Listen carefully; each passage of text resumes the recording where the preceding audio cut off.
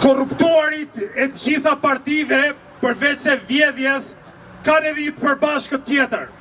E trajtojnë popullin si fëmijë dhe një lloj si fëmijët përpiqet i manipulojnë duke u treguar pralla.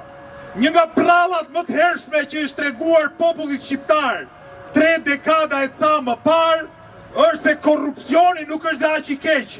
Korrupsioni si ai vaj që lehtëson lëvizjen e ingranazheve të shtetit. Pastaj nisëm prallën e dytë. Prallën sipas cilës kush punon vjedh e kush vjedh punon. Kështu që politikanët e korruptuar e konsideruan si drejt natyrore të vjedhin 20 apo 30% të çdo pune publike. Kur populli nisi të mos e hante më prallën dhe të shfaqte pakënaqësitë e veta, e sofistikuan prallën duke thënë se edhe në Evropën e madhe ku duam të integrohemi ne vidhet, kështu që vjedhja është e natyrshme e mos u ankoni shumë.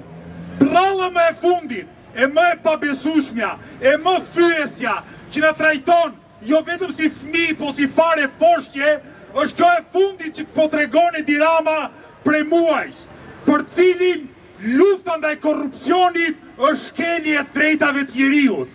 Spaku që KKO-ja që po luftojnë korrupsionin, që kërkojnë masa sigurie me burg për hajdut si Belinda Balluku, që kanë vjedhur gjysmën e Shqipërisë, janë duke na shkelur të drejtat e njeriut. Po ke krahasojnë ministrin e korruptuar me fakirin që ka vjedhur energjinë elektrike për të ngrohur kalamajt e vetë. Dhe kur pralla bëhet mit e ku miti pushton krejt shoqërinë, shteti degeneron, shteti bëhet disfunksional dhe i vjen dita. Vjen kjo ditë që po jetojmë të gjithë, ku urat e rrugët shemben, ku tunelet krisen, ku lumejt përmbyten, ku spitale nuk ka ilaçe e në shkolla nuk ka nxënës.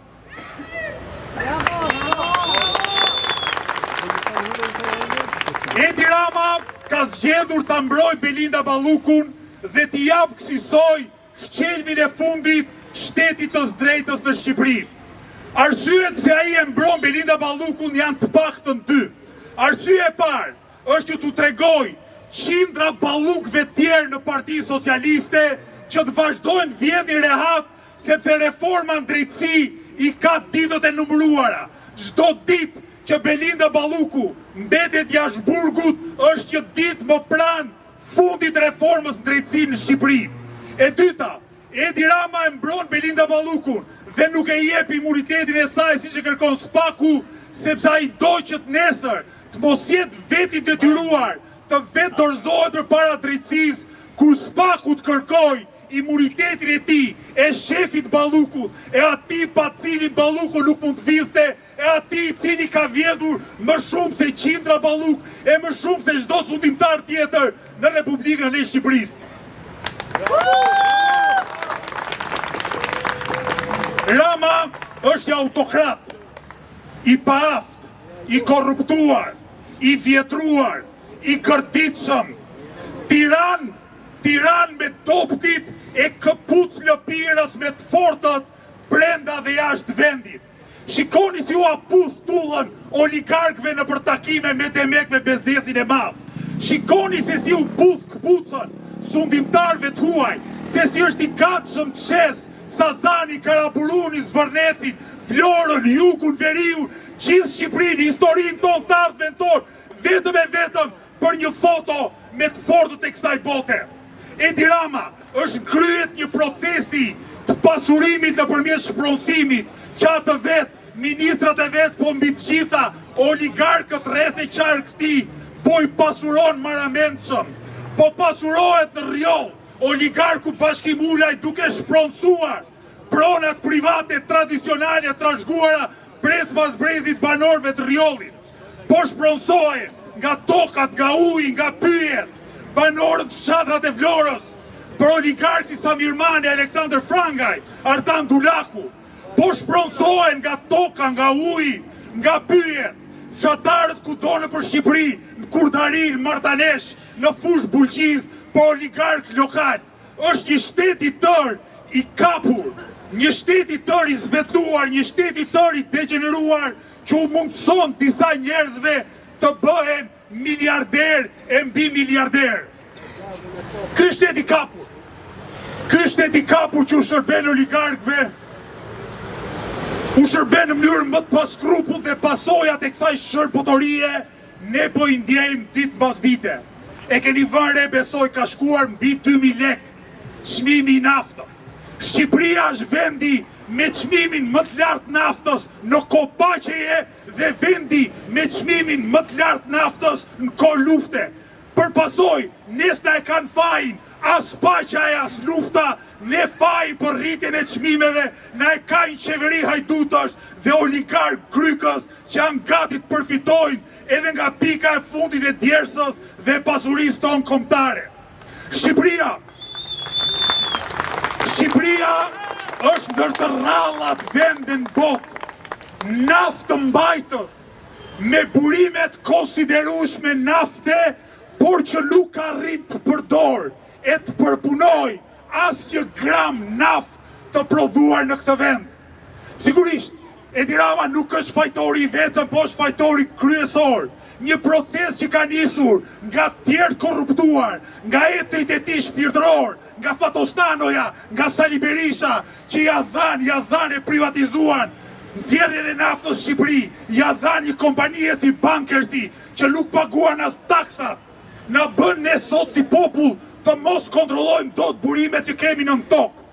Edi Rama nga ana tjetër është kryeministri gjatë qeverisë të cilit është shkatruar uzina e përpunimit të naftës në Ballsh. Sot Shqipëria nuk përpunon, nuk përdor dhe nuk blen dot lirë naftën e vet, sepse Edi Rama dhe ministrat e tij korruptuar ja kanë lënë në dorë naftën importuesve, monopolistëve, kartelit naftës së drejtuar nga oligarku famkeq Shefqet Kastrati. Një qeveri e përgjegjshme.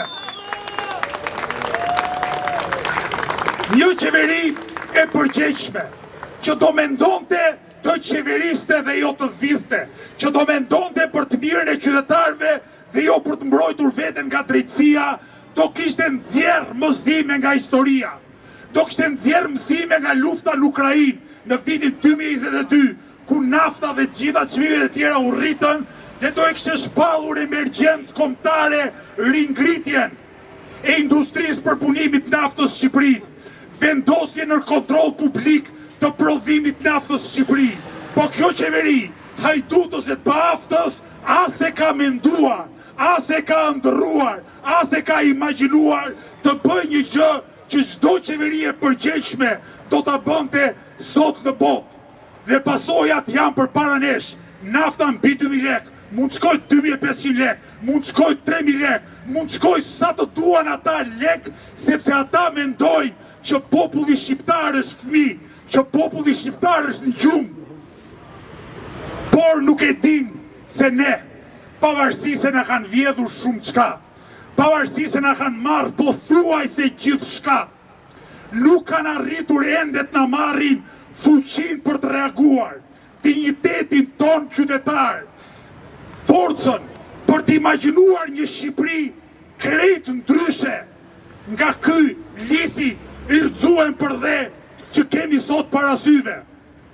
Një Shqipëri me institucione të forta, demokratike dhe të pavarura, me politika zhvillimore që nxisin prodhimin bujqësor, industrial dhe shërbimet e kualifikuara, me një shtet social që nuk braktis asnjëri, po mirëpret të gjithë nevojtarët, pensionistët, varfrit, papunët, që u del në krah punëtorëve. E keni vënë re, motoristët e Voltit janë duke protestuar çdo natë dhe nuk kanë një derë ku të përplasin kokën, nuk ka një ministri të punës dhe çështjeve sociale në Shqipëri. Inspektorati i punës është një institucion bjerraditës, përplot me hajdut vegjël dhe me patronazhist. Na duhet pra ta bëjmë realitet imagjinatën tonë për një Shqipëri krejt ndryshe, për një Shqipëri të punëtorëve, për një Shqipëri të sipërmarrësve të ndershëm, për një Shqipëri të pensionistëve të bujqve, të klasës mesme profesioniste që gëzon frytin e punës vetë dhe nuk I rëndohet çdo vit barra. Kostoja I jetesës, prej rritjes çmimit banimit, po mbi të gjitha, kostoja të mbajturit mbi shpinë, prindrit e tyre pensionistë, që me 100.000 lekë pension, as buk nuk ka ndo. Kam punuar 40 vjetë dhe as buk nuk ka ndo.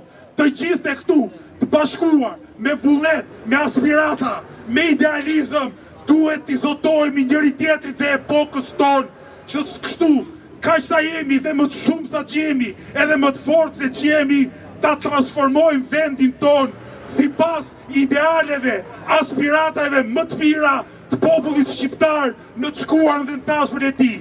Ju falenderit.